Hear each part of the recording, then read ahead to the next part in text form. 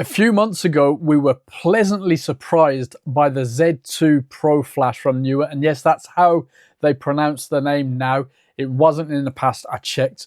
That's how it is. So we'll carry on that way. Now, while I'm still a Godox user, it looks like Neewer are really stepping up their flash game. I think it's time to take them more seriously. So to that end, we already have the new model, the Z3. So it won't fit in the frame like that. Let's check it out. Good old silica gel. Got a USB-C cable. There's a lot going on in here. We have a diffuser for the octagonal. 1, 2, 3. Yeah, so not round head. In here we've got the battery, which I believe we've seen before from Neewer, and Godox are starting to do this too with the USB-C charging. The books. I think there's more before we get to the main event. Stand with a screw thread, typical deal there. It's all well packed in it. Let's get a bit of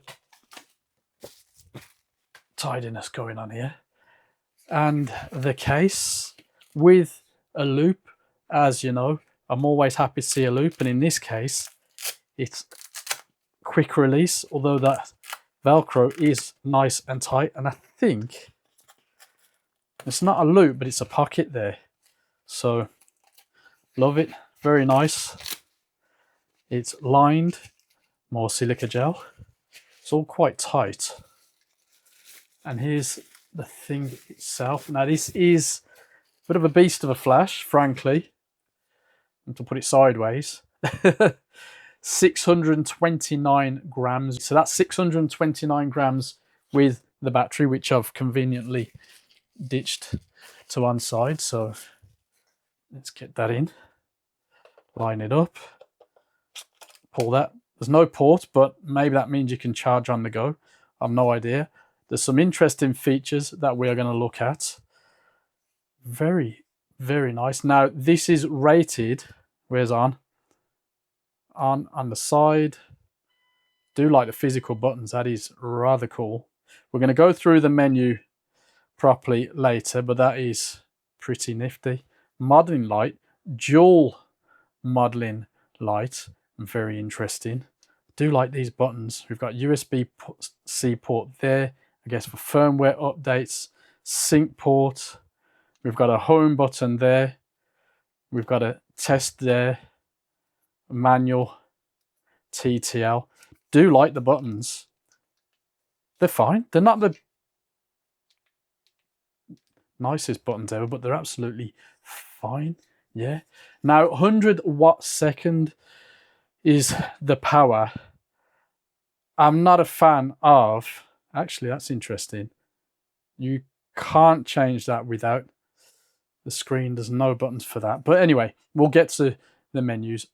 Power output, 100 watt per second. I think that's how you say it.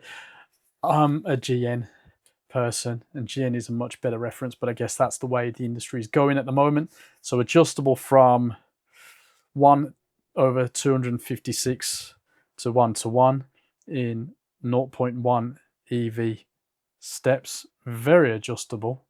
Recycling time, I'm going to trigger this, so if you're not happy, actually just put that on full.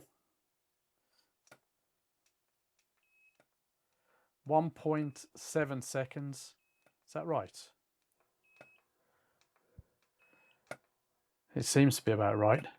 That battery is apparently offering up to 530 full power flashes.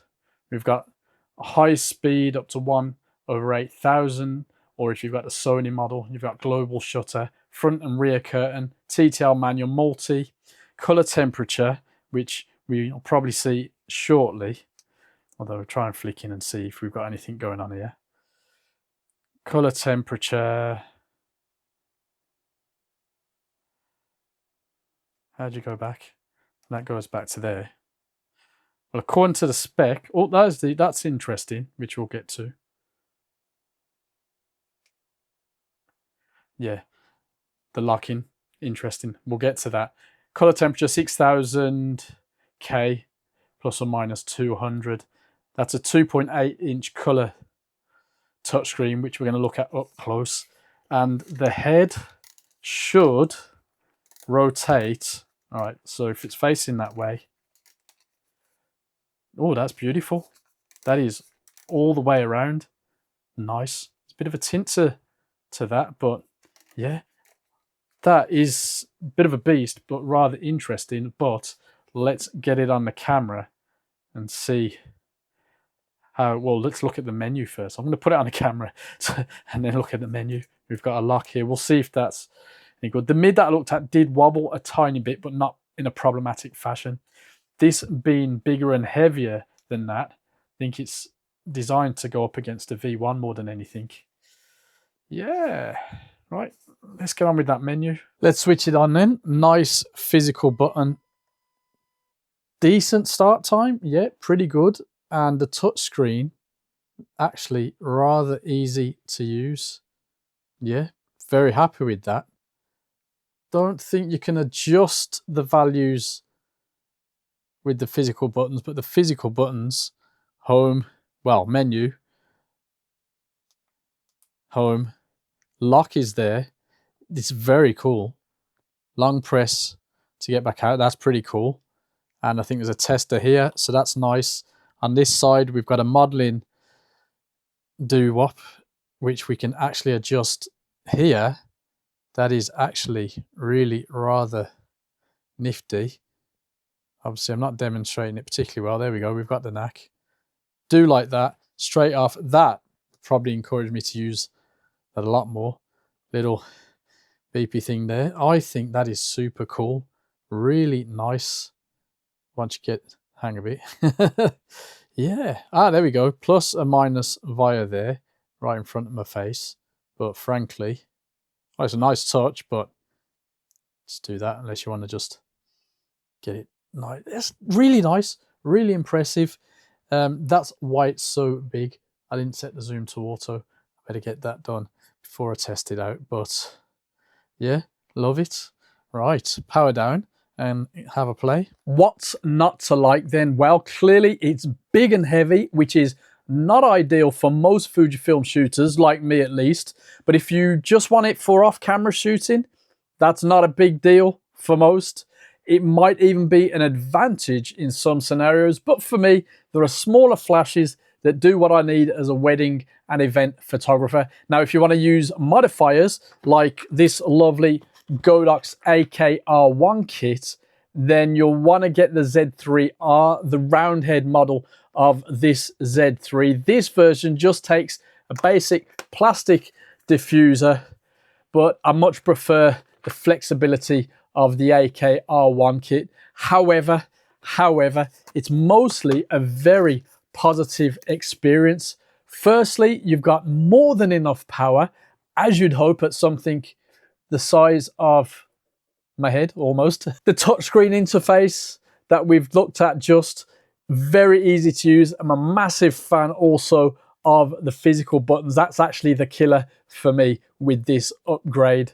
Now, the battery, as with most modern day flashes, lasts a very long time in real world use and is the easiest battery on the market. You can charge it on the go, and I absolutely love that. I also love that you can use the flash with the Q wireless system, and the kicker, it works with my Godox Gear 2. You do have to set your master control to either the Neewer Q system or the Godox X system during a shoot and go from there, but it's still pretty cool. The big question then, is it worth it? Well, the flash is going for $146.99 on Amazon, and I'm posting this screenshot because frankly, I couldn't believe that price either. Yes, the retail is $240, but Neewer have 40% off at the time of recording, so I'm basing my thoughts on that. But honestly, at $240, $239.99, it's arguably unbeatable. At $144.99 delivered, $146.99 on Amazon, it's a steal. If you can deal with the size and the weight. Need we say more? Well, we do in the comments, so it's over to you. What do you think? Are Neewer, I've gone back to the old way, are Neewer going to make a dent in Godox's market? We've got to the end of the video. I no longer have anything else to say because I need to hear from you.